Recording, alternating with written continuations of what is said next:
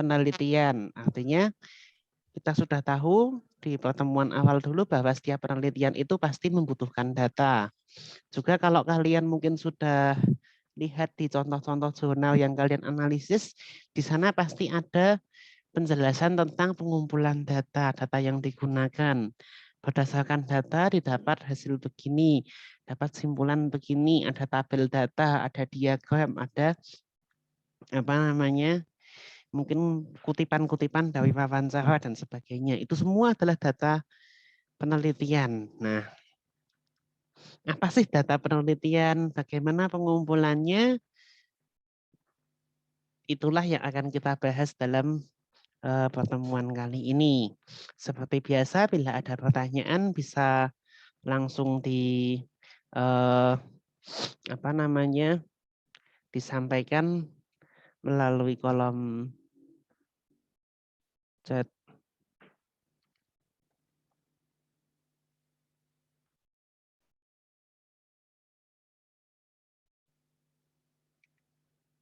Nah, oke. Ada link yang baru, nanti bisa silahkan diisi sambil menyimak sambil mendengarkan penjelasan. Nah,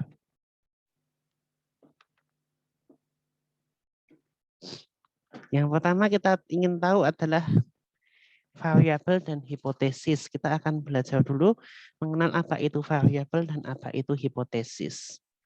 Yang pertama adalah variabel. Variabel adalah suatu objek yang dapat memiliki lebih dari satu nilai. Nah, dalam penelitian kita akan selalu bekerja dengan banyak variabel ya. Misalnya apa jenis kelamin, di situ ada dua nilai, yaitu laki-laki atau perempuan. Status perkawinan itu nanti ada 3 nilai yang mungkin ya, belum menikah, menikah, janda atau duda. Mau dibikin 4 nilai bisa Pak? Bisa. Misalnya belum menikah, kemudian menikah, lalu janda atau duda cerai hidup, dan janda atau duda cerai mati. Cerai hidup itu artinya cerai lewat pengadilan itu ya. Kemudian cerai mati itu adalah janda duda karena pasangannya meninggal dunia. Nah, bahkan nanti bisa juga apa berpisah, artinya sudah tidak serumah tapi masih terikat perkawinan tapi tidak serumah gitu ya. Nah, itu dan sebagainya. Tinggi badan ada banyak nilai yang mungkin pada himpunan bilangan rasional positif ya, tergantung kita mengukur tinggi badan siapa. Kalau tinggi badan anak SD ya tentu beda dengan tinggi badan anak SMA. Seperti itu. Tinggi badan ya 160, 161, 158, 159 dan seterusnya. Tekanan darah, golongan darah itu juga variabel. Persepsi masyarakat. Nah, persepsi terhadap suatu permasalahan, misalnya apakah masyarakat setuju terhadap pemadaman lampu di jalan pada saat PPKM. Nah, pasti akan ada yang sangat setuju, netral atau tidak tahu ya, kemudian tidak setuju dan sangat tidak setuju dan sebagainya. Ada banyak persepsi, cara pandang, mungkin kepuasan masyarakat terhadap kepuasan siswa terhadap pembelajaran pengantar penelitian, maka di sana ada yang sangat puas, kurang puas, tidak puas dan sebagainya. Itulah variabel. Nilainya bisa bermacam-macam. Kemudian berdasarkan peran peneliti kita bisa mengubah ada variabel statis dan variabel dinamis. Kalau statis itu adalah yang melekat pada subjek, tidak bisa diubah-ubah oleh peneliti. Misalnya, oh saya pengen punya responden yang tadinya menikah, saya ubah menjadi cerai. Tidak bisa begitu, ya kan? Keadaan cuaca di lapangan, jenis kelamin, kan kita nggak bisa mengubah-ubah oleh peneliti. Kalau mau yang beda ya kita cari subjek yang lain, tapi untuk satu subjek kita nggak bisa mengubah. Variabel dinamis adalah variabel yang nilainya dapat diubah oleh peneliti dengan perlakuan tertentu. Misalnya kita melakukan eksperimen, percobaan, lalu membuat lautan garamnya mungkin perbandingannya beda-beda. dalam 100 mili air ada yang dilautkan 1 sendok makan, 2 sendok makan, 3 sendok makan, dan sebagainya. Tekanan darah, kadar glukosa darah itu juga bisa diubah-ubah, diberi diet tertentu, diberi makanan tertentu, dia akan bisa mengubah nilainya. Kemudian dari variabel-variabel itu yang ada dalam penelitian kita bisa lihat hubungannya pula. Ada macam-macam hubungan. Misalnya hubungan simetris, sesama akibat, bahwa kemiskinan dan pengangguran itu merupakan sama-sama akibat dari inflasi, misalnya begitu. Sesama indikator, artinya apa? Jumlah pasien diare dan jumlah pasien balita dengan gizi buruk itu merupakan indikator kondisi kesehatan masyarakat. Kondisi pelayanan ibu hamil, maka yang dilihat apa? Berat badan bayi lahir, di sana ada berapa, apakah tinggi atau cenderung normal atau rendah. Kemudian juga angka kematian ibu. Nah, seperti itu. Indikator penanda menunjukkan kondisi kesehatan masyarakat. Hubungan timbal balik, artinya satu menjadi sebab bisa juga menjadi akibat dan sebaliknya. Misalnya yang mudah, peningkatan modal itu bisa menambah keuntungan ya. Kalau kalian usaha, modalnya ditambah bisa naik keuntungannya. Tetapi bisa juga sebaliknya. Ketika dapat keuntungan ditanamkan untuk meningkatkan modal seperti itu. Hubungan asimetris, stimulus respon. Misalnya apa? Penambahan konsentrasi suatu senyawa zat yang akan meningkatkan daya bunuh bakteri. Ini untuk percobaan-percobaan yang menggunakan stimulus. Kalau yang kita mengamati biasanya adalah disposisi, kondisi, situasi begitu ya. Kecemasan terhadap matematika menyebabkan rendahnya kemampuan matematika. Ada loh yang kalau mau pelajaran matematika sudah takut gitu ya. Wah, aduh saya nggak ngerti nih, aduh ciloko iki, apalagi udah ulangan. Nah, itu kan kecemasan terhadap matematika menyebabkan rendahnya kemampuan mengerjakan soal matematika. Ya semacam itulah.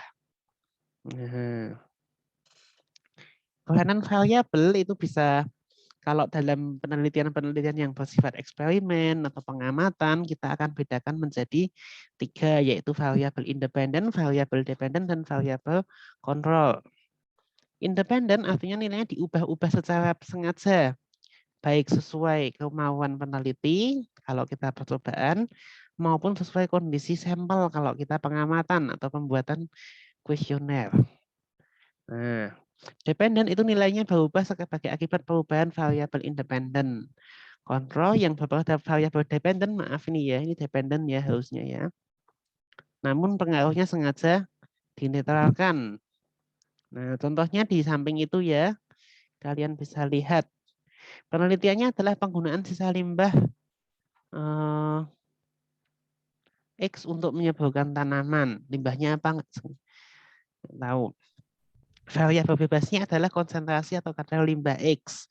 Dari sedikit sampai sangat banyak. Nah, variabel terikatnya karena kita mau melihat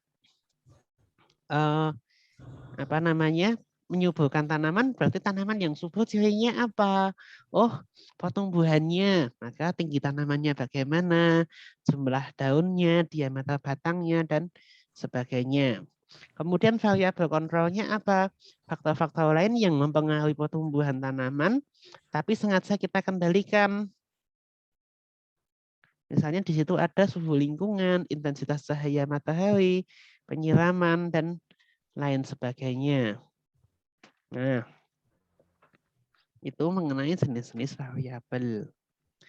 Kemudian bagian yang tidak kalah penting untuk kalian siapkan dalam suatu penelitian adalah definisi operasional variabel.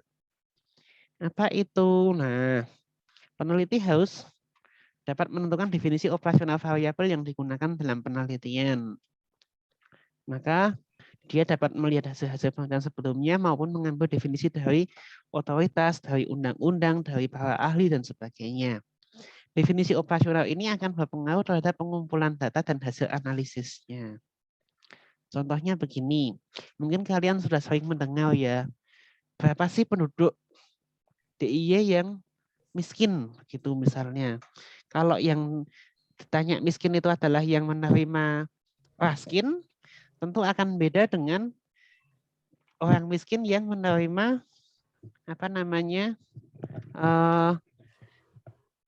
kartu Indonesia Sehat disubsidi. Beda pula dengan orang miskin yang punya apa namanya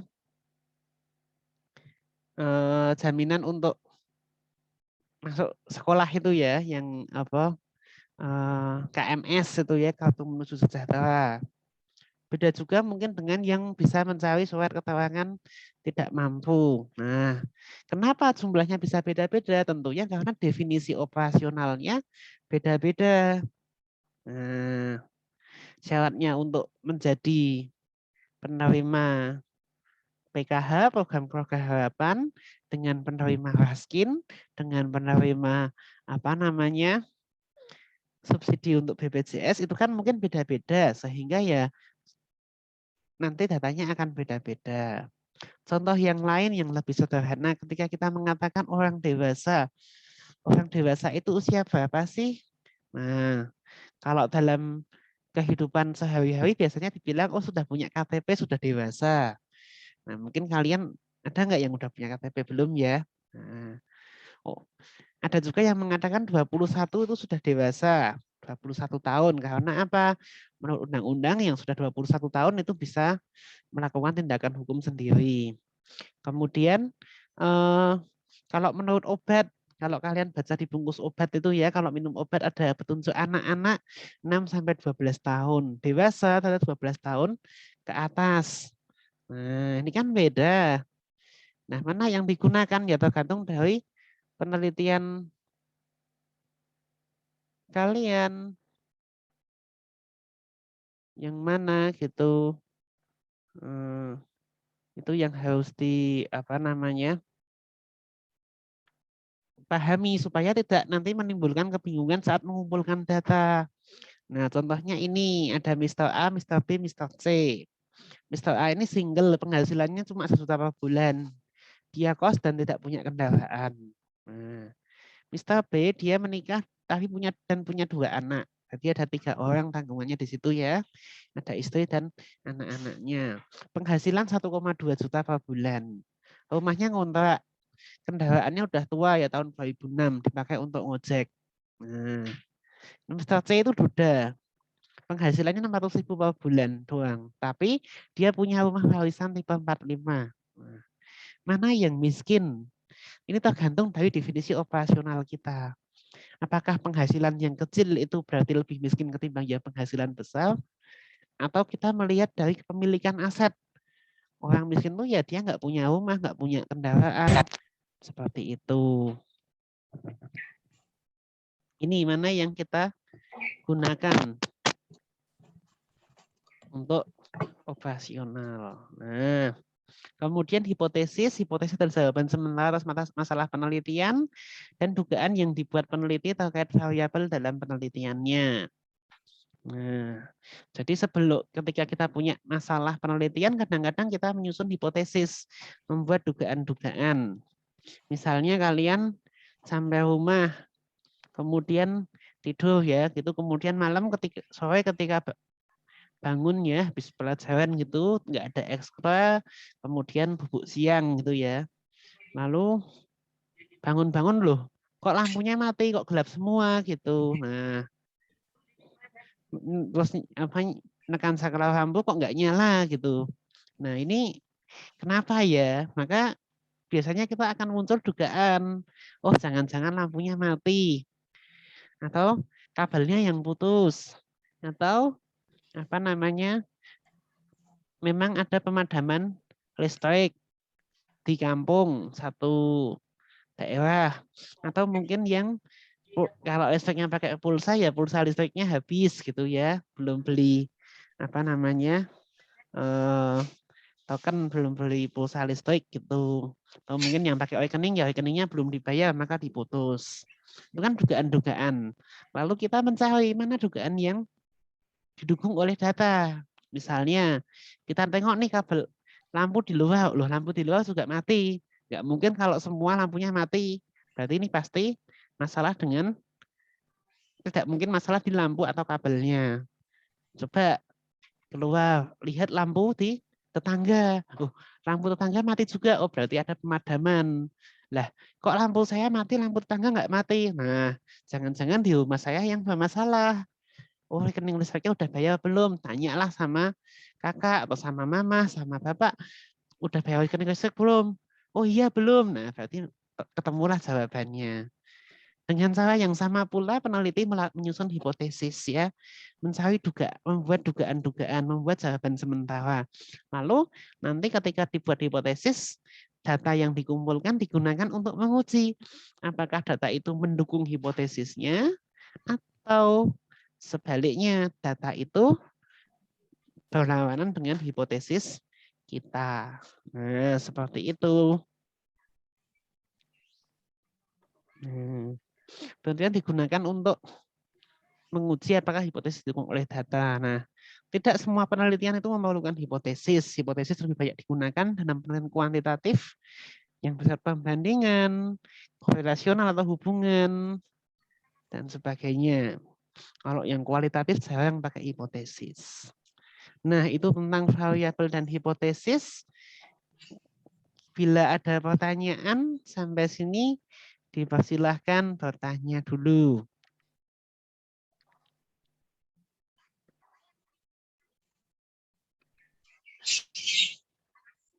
Ada yang ingin ditanyakan?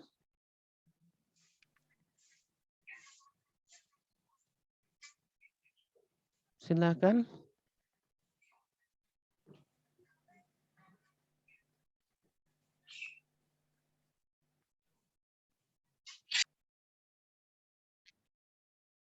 Nah, oke. Oke ya, kelihatan ya. Terlihat, Pak. Baik, terima kasih. Nah, tadi sudah saya katakan bahwa ketika kita meneliti, kita mendefinisikan dulu variabelnya. Kita bisa menyusun hipotesis manakala diperlukan. Nah, apapun itu penelitiannya, kita butuh data.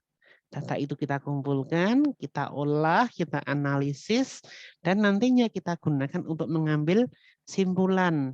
Nah, itu kemarin sudah kalian baca mestinya di yang handout yang beberapa hari yang lalu beberapa minggu yang lalu sudah saya bagikan. Nah, nanti inilah yang menjadi landasan bahwa dalam penelitian kita butuh data. Kita selalu butuh data. Tidak mungkin melakukan penelitian tanpa data. Nah, hari ini kita akan lanjutkan dengan menjelaskan apa itu data penelitian. Data itu kalau dalam bahasa Latin itu adalah bentuk jamak, tunggalnya datum. Tapi kalau dalam bahasa Indonesia data itu sebenarnya tunggal. Bisa dikatakan data-data gitu boleh. Ya. Merupakan keterangan yang nyata tentang suatu hal. Jadi kalau yang fiktif itu bukan data. Berdasarkan cara memperolehnya, kita punya data primer dan data sekunder. Data primer diperoleh langsung dari sumber pertama, dari sumbernya. Data sekunder diperoleh dari pihak lain, bukan sumber pertama. Misalnya kita sama-sama butuh data tentang tingkat pendidikan masyarakat di suatu kampung. Kemudian kita nanya langsung, Bapak dulu pendidikannya tamat sampai jenjang apa? Atau mungkin membagikan kuesioner. Sampai jenjang apa Pak dulu?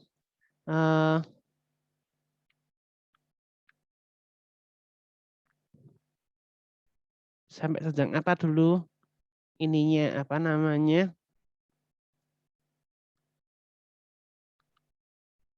Sekolahnya begitu ya, itu adalah data primer.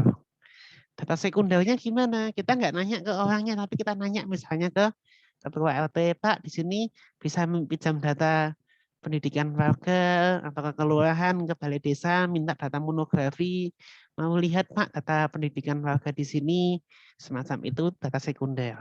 Nah, kalau kita mau mengamak penelitian, kita melakukan percobaan langsung datanya primer. Tapi kalau datanya kita dapatkan dari percobaan yang sudah ada, kita hanya mengolah atau menganalisis ulang. Itu namanya data sekunder semacam itu. Berdasarkan bentuknya kita punya data kualitatif dan data kuantitatif. Data kuantitatif itu berupa bilangan atau angka dan umumnya nanti bisa dilakukan operasi hitung. Kalau kualitatif itu bukan berupa bilangan, bukan berupa nilai angka gitu ya. Nah, data kuantitatif itu dapat diperoleh dengan dua cara. Yang pertama adalah data ukuran dan data cacahan. Data ukuran didapat dengan membandingkan suatu besaran dengan alat ukur tertentu. Misalnya kita mau menimbang sesuatu benda, mengukur panjang suatu benda, itu data ukuran. Jarak, berat, gitu kan, itu data ukuran. Volume, data ukuran. Data cacahan itu diperoleh dengan cara membilang atau mencacah suatu objek, menghitung 1, 2, 3, 4, 5, 6. Maka data ukuran itu bisa, ketelitiannya bisa berbeda-beda, tergantung dari alat ukurnya. Nah, kalau data cacahannya pasti nggak bisa, oh ini 5 atau 6 ya. Nah, data cacahan biasanya lebih pasti ketimbang data ukuran. Nah, data ukuran itu dengan alat ukur yang berbeda akan mendapatkan hasil yang berbeda. Misalnya timbangan. Kalau kalian menggunakan, mau menimbang emas misalnya dengan menggunakan timbangan yang paling kiri ini ya nggak akan teliti sama sekali. Timbangan seperti ini biasanya untuk nimbang yang beratnya puluhan kilogram, bahkan lebih. Misalnya nimbang beras, nimbang pupuk yang 1 karung gitu ya, pasir gitu atau apa, yang beratnya belasan puluhan kilogram, kita pakai timbangan yang nomor 1 ini, yang paling kiri. Sebaliknya timbangan yang bawah itu yang digital itu nanti angkanya akan detail, akan lebih teliti angkanya ya kan, bisa 0,325 kilogram begitu. Kalau pakai timbangan yang atasnya ini juga sama, ini juga teliti, bahkan ada kotak pembungkusnya supaya tidak kena angin, lebih teliti lagi. Sedangkan timbangan kue ini macam-macam ya beratnya ya, ada yang sampai 10, ada yang sampai 5 kilo saja, ada yang bahkan hanya 2 kilo. Tentunya karena ketelitiannya berbeda, hasilnya pun bisa berbeda pula. Kalau pakai timbangan yang pertama ini, selisih 5 gram, 10 gram nggak akan kelihatan. Tapi kalau pakai timbangan yang digital, selisih 1 gram saja sudah bisa kelihatan. Itulah data ukuran. Nah, kemudian dalam penelitian sosial, data ukuran ini juga ada. Dilakukan dengan alat ukurnya berupa apa? Berupa kuesioner atau tes tertentu. Nah, misalnya kita ingin mengukur kecemasan, maka ada alat ukur kecemasan, skala atau tes kecemasan. Kita ingin mengukur apakah orang itu memiliki self esteem ya, semacam apa definisi operasionalnya ya, rasa percaya diri gitu ya. Nah, itu ada alat ukurnya juga. Nah, alat-alat ukur ini karena dalam penelitian sosial itu pengukurannya bersifat abstrak, maka pengembangan alat ukurnya tidak mudah dilakukan. Biasanya kita mengadaptasi dari yang sudah ada atau menggunakan yang sudah ada. Tinggal subjeknya yang diganti. Mengadaptasi juga boleh, misalnya kita sesuaikan dengan situasi begitu. Contohnya ya ini ada CSI Coppersmith Self Esteem Inventory, alat untuk mengukur self esteem dikembangkan oleh Coppersmith tahun 1986 dan sebagainya. Ini kalau kalian baca-baca penelitian psikologi, pendidikan, kemudian sosiologi, mungkin akan sering melihat yang seperti ini ya, alat ukur. Nanti scoringnya juga sudah jelas, misalnya kalau kurang dari sama dengan 54 artinya low self esteem. 55 sampai 87 normal. Lebih dari 88 itu self esteemnya tinggi dan sebagainya. Anxiety atau kecemasan, kalau lebih dari 54 artinya anxiety-nya tinggi. Nah, untuk satu variabel misalnya kecemasan tadi, anxiety ini kadang-kadang ada banyak skala yang bisa digunakan. Nah, peneliti bisa memilih menggunakan skala yang mana, atau menggunakan alat ukur yang mana, itu bisa dipilih. Tergantung tadi kebutuhan definisi operasional variabelnya apa. Nanti batas-batas penilaiannya, interpretasinya, pemaknaannya pun beda-beda untuk setiap skala yang berbeda. Nah, nanti ada tipe-tipe data juga. Ada data nominal, data ordinal, interval, dan rasio. Data nominal itu walaupun menggunakan angka, tapi angkanya hanya untuk mengelompokkan. Misalnya 1 untuk laki-laki, 2 untuk perempuan, seperti itu. Mau dibolak-balik sama saja. Dijumlah enggak bisa. Berarti kalau 1 laki-laki, 2 perempuan, 3 apa, Pak? Nah, juga enggak bisa, karena enggak bisa dijumlahkan. Yang kedua, data ordinal. Ini hanya untuk apa namanya menunjukkan urutan. Tidak ada skala yang tetap. Misalnya pendidikan, 1 yang paling rendah sampai 4 yang paling tinggi. Atau mungkin itu diperpanjang bisa ya, 5 nanti sarjana, 6 untuk S2 dan sebagainya. Kepuasan, 1 dari yang sangat tidak puas sampai yang 5 sangat puas, misalnya begitu. Data interval, terdapat skala yang tetap namun tidak berlaku kelipatan karena tidak ada nilai nol mutlak. Contohnya suhu. Suhu itu es melebu itu bisa berapa saja tergantung termometer yang kita gunakan. Kemudian IQ. IQ-nya berapa? 120. Oh, dia berarti 2 kali lebih cerdas ketimbang yang IQ-nya 60. Nggak bisa. Nggak ada seperti itu. Data rasio nilai nolnya mutlak. Artinya nol ya nol gitu ya. Penghasilan nol ya nol. Nggak punya penghasilan gitu. Kalau suhu tadi 0 derajat Celcius itu sama saja dengan 32 derajat Fahrenheit. Kan jadi nggak jelas nolnya. Seperti itu. Nah, data kualitatif itu bisa berupa keterangan, uraian, deskripsi, gambar, dan sebagainya. Contohnya yang digunakan dalam keperluan pembelajaran mesin atau machine learning ya. Memprogram komputer untuk bisa membaca hasil foto ronsen, foto toraks dada manusia, membedakan apakah itu kena TBC atau normal. Normal atau kena TBC atau ada apa kelainan yang lain. Itu data yang digunakan berupa gambar-gambar yang diberikan kepada komputer untuk dianalisis. Dia akan potong-potong menjadi piksel-piksel begitu, dikode, kemudian nanti diolah, diamati polanya. Seperti apa. Nah, pengumpulan data sendiri dapat dilakukan dengan banyak cara ya. Bisa menggunakan pengamatan atau observasi, bisa menggunakan wawancara, menggunakan diskusi kelompok, terfokus atau FGD, focus group discussion, bisa menggunakan angket atau kuesioner, eksperimen, tes, dan lain sebagainya. Dokumentasi juga bisa kita lakukan ya. Dokumentasi itu artinya kita mengolah, merangkum dari dokumen yang ada. Nah, seperti itu. Kita ambil foto-foto, kita ambil apa namanya penjelasan-penjelasan yang ada, kita foto-foto, kita analisis hasil-hasil fotonya, semacam itu juga bisa data pengumpulan data.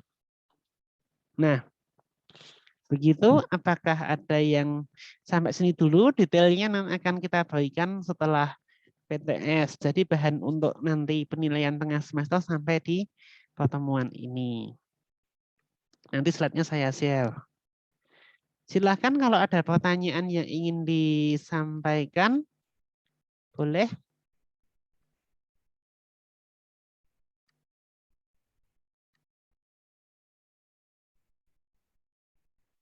Boleh bertanya bagian mana yang belum jelas.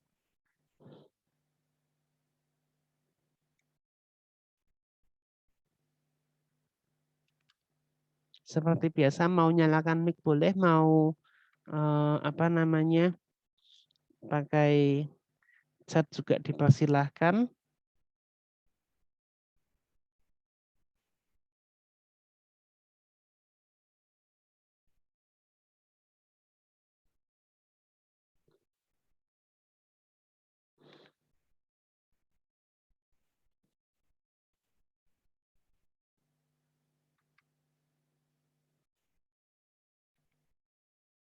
Iya, nanti filenya di-share. Sebentar, saya baru mau share ini.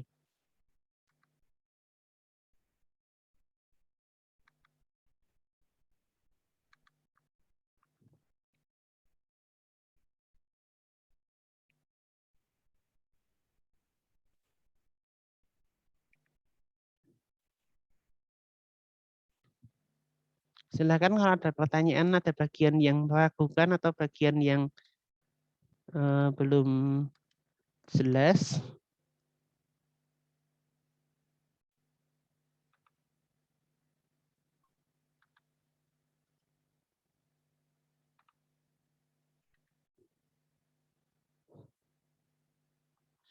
Jadi intinya kita sudah membahas tentang pengertian penelitian di sekian minggu yang lalu. Kalian sudah mengamati banyak judul penelitian, juga sudah mempelajari bagaimana memilih masalah penelitian, kemudian jenis-jenis penelitian, serta hari ini mengenai variabel dan desain penelitian. Artinya kalian semakin mampu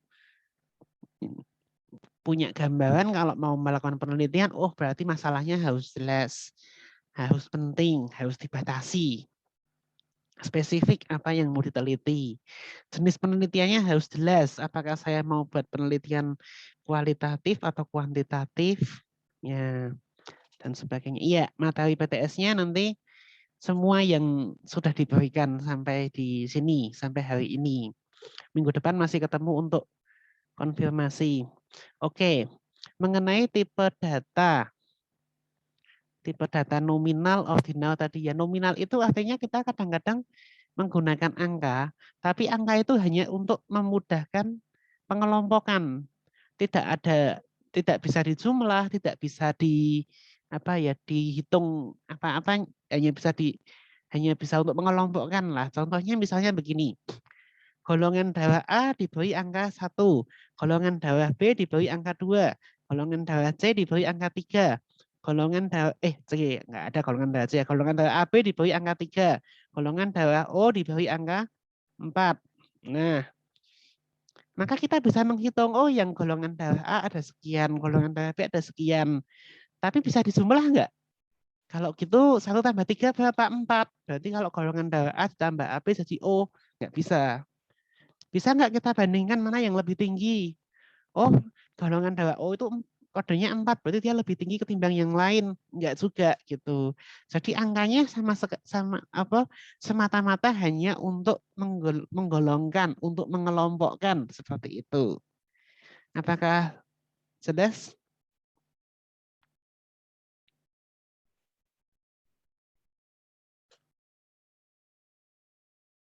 Oke, ya sama-sama.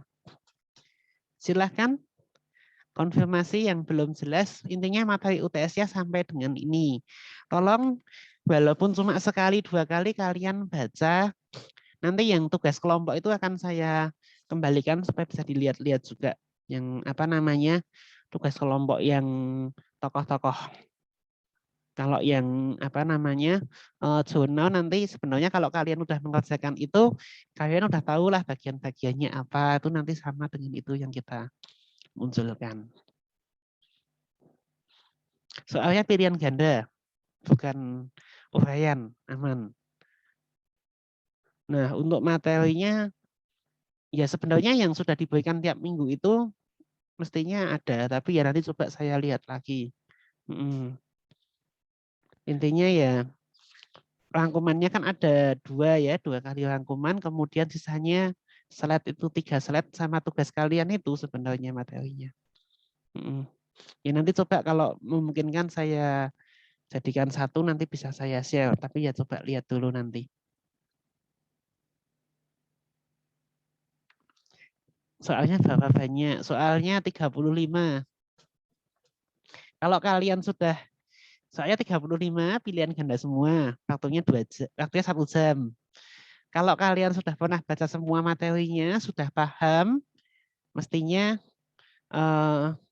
bisa mengerjakan. Jadi untuk minggu depan, untuk minggu ini saya sarankan kalian sambil lihat-lihat lagi nih materinya yang udah Yang belum jelas apa ditandai, dicatat. Yang belum jelas apa, minggu depan ditanyakan, minggu depan kita bisa untuk konfirmasi bagian-bagian mana yang kalian belum pahami. Nanti bisa ditanyakan di sana gitu ya, supaya jelas gitu. Karena mungkin ada yang saya belum kurang jelas nulisnya dan sebagainya. Ya, sama-sama. Oke, Pak, soalnya kok banyak loh. Justru kalau soalnya banyak, itu kalian kalau salah itu nilainya masih tinggi. Karena soalnya cuma 10, salah 1, salah 2 gitu aja. Nilainya udah 80. Salah 4 nilainya udah 60. Kalau soalnya cuma 10. Tapi kalau soalnya itu 30, salah 3 aja masih dapat 90. Salah 6 masih dapat 80. Jadi berbahagialah kalian kalau soalnya banyak. Kalau soalnya sedikit tuh malah hati-hati, nanti salah sedikit aja udah ya ini ya. Nanti sambil menyiapkan untuk pelajaran yang lain juga ya. Nah, oke, saya akan mengecek apa namanya ini sedikit latihan. Besok kira-kira soalnya ya mungkin akan ada soal-soal seperti ini, namun opsinya nggak cuma 2, nggak cuma 3, tapi opsinya lebih banyak. Ya. Nah, jadi ini anggaplah ini tuh latihan untuk apa namanya contoh-contoh PTS-nya itu nanti akan kira seperti itu, tapi dengan pilihan atau opsi yang jauh lebih banyak, nggak cuma 2 pilihan ya, tapi pilihannya bisa banyak. 5 ABCDE. Nanti semua mapel itu di SMA pilihannya ABCDE ya, bukan hanya ABCD tapi biasanya ABCDE.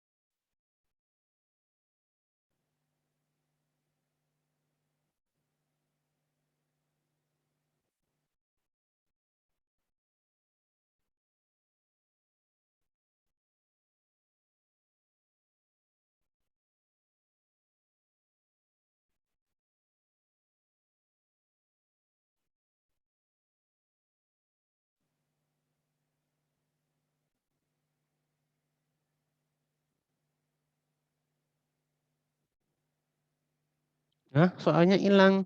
Waduh, coba pakai, belum saya tutup loh ini, soalnya masih ada loh. Mungkin koneksinya yang masalah. Coba di refresh atau gimana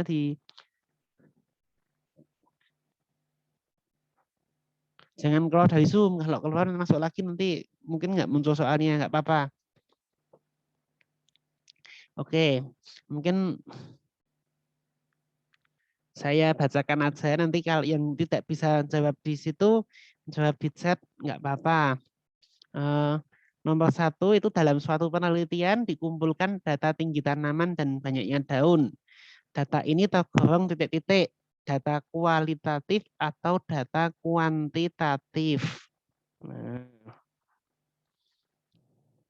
silahkan yang nggak bisa jawab di pollingnya bisa dijawab di chat saja. Yang kedua, Rio meneliti nilai-nilai yang terkandung dalam novel-novel karya Andrea Hirata.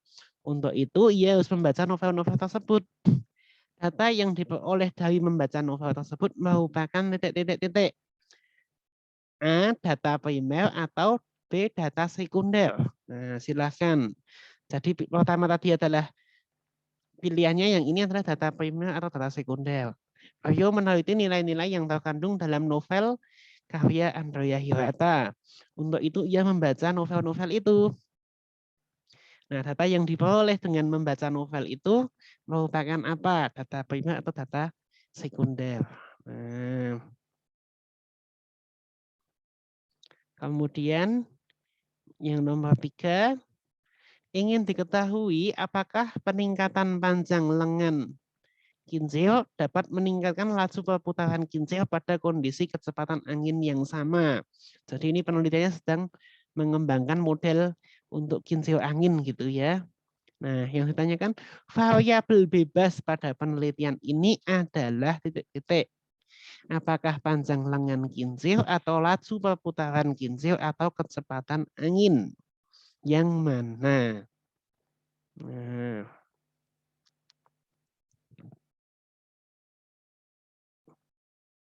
nanti soalnya seperti itu ya. Jadi kalian betul-betul dipahami karena sifatnya memang menganalisis, bukan hanya menghafal definisinya ini tidak, tapi menganalisis. Kalau penelitiannya seperti ini nanti datanya apa, kualitatif atau kuantitatif, jenis penelitiannya apa, semacam itu.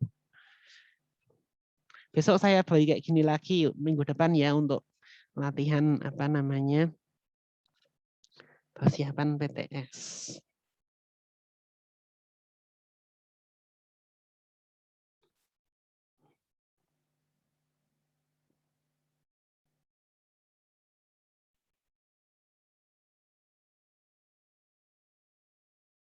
Oke, sudah 8.20 supaya nggak terlalu lama sambil saya bahas ya. Terima kasih untuk yang sudah menjawab, sudah 241 jawaban atau 87%. Yang nomor 1, dalam suatu penelitian dikumpulkan data tinggi tanaman dan banyaknya daun. Kalau tinggi tanaman itu biasanya gimana? Apakah cuma rendah, sedang, agak tinggi, sangat tinggi? Kan nggak seperti itu ya. Nggak jelas kalau begitu. Pasti akan berupa tinggi tanaman itu berapa sentimeter panjang tingginya, apakah 5, 6,5, 7, 7,5, 8, 8,5. Banyaknya daun juga bukan cuma sedikit, banyak, sangat banyak gitu ya, tapi berapa helai daunnya. Sehingga dia berupa angka. Karena berupa angka, maka dia adalah data kuantitatif. Ya. Jadi kalau datanya berupa angka, nanti pengertiannya kan kalau data itu berupa angka, dia kuantitatif. Kalau bukan berupa angka, maka dia yang kualitatif. Kalau dia cuma menceritakan, oh banyak, sedikit, sangat puas, kurang puas, atau mungkin menceritakan warna daun ini adalah hijau, tua, hijau muda, kecoklatan, nah itu kualitatif. Tapi kalau dia berupa angka-angka, panjang ini, maka dia kuantitatif. Seperti itu. Yang kedua, Oyo meneliti nilai-nilai yang terkandung dalam novel. Objek studinya ada yang dipelajari dan novel. Novel karya Andrea Hirata. Untuk itu dia membaca novel-novel itu. Di novel-novel itu kan nilai-nilainya nggak langsung kelihatan, harus dibaca dulu. Dia mengumpulkan data langsung dari sumbernya, yaitu novel-novelnya. Nah, sehingga dia termasuk data primer sebenarnya, bukan sekunder. Karena dia mengumpulkan langsung dari sumbernya, yaitu novelnya. Yang diteliti novelnya diambil data ya dari novelnya itu.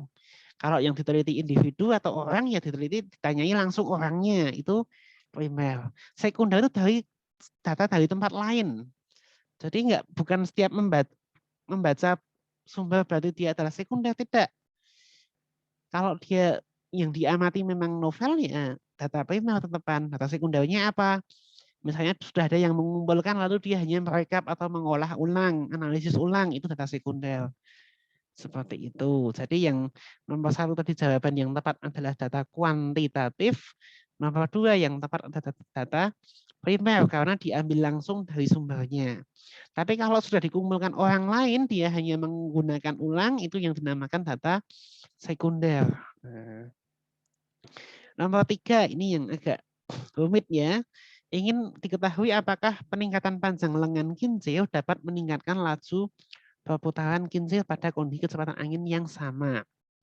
Variabel yang tidak diubah-ubah di sini adalah kondisi kecepatan angin. Maka dia adalah variabel kontrol. Nah, jadi kalau yang menjawab variabel bebasnya kalau kecepatan angin, mohon maaf, ini jelas salah, belum tepat. Nah, Bagaimana dengan yang panjang lengan dan yang laju perputaran? Nah, kita lihat apakah peningkatan panjang lengan kinsil dapat meningkatkan laju perputaran kinsil. Yang diubah-ubah adalah panjang lengan kinsilnya. Yang dilihat efeknya adalah laju perputaran kinsil. Berarti yang bebas, yang dimanipulasi oleh peneliti, diubah-ubah oleh peneliti adalah yang panjang lengan kinsil. Nah, sedangkan yang laju perputaran itu adalah variabel respon atau variabel terikat, variabel dependent. Karena dia bergantung dari panjang lengan kinsil. Peneliti nggak mungkin mengubah laju perputaran kinsil saja. Dia hanya bisa mengubah panjang lengan kinsilnya seperti itu. Oke, sudah habis waktu kita. Mohon maaf karena agak molor. Terima kasih untuk partisipasi kalian dalam pembelajaran hari ini. Selamat pagi, selamat melanjutkan ke pelajaran berikutnya. Selamat belajar, sampai jumpa di minggu depan. Terima kasih. Terima kasih, Pak. Terima kasih, Pak. Sama-sama. Terima kasih, Pak. Kasih, Pak. Sama-sama. Ya, sama-sama. Terima kasih, Pak. Sama-sama. Ya, Terima kasih, tetap Pak. jaga kesehatan ya, sama-sama. Silahkan boleh meninggalkan ruang Zoom.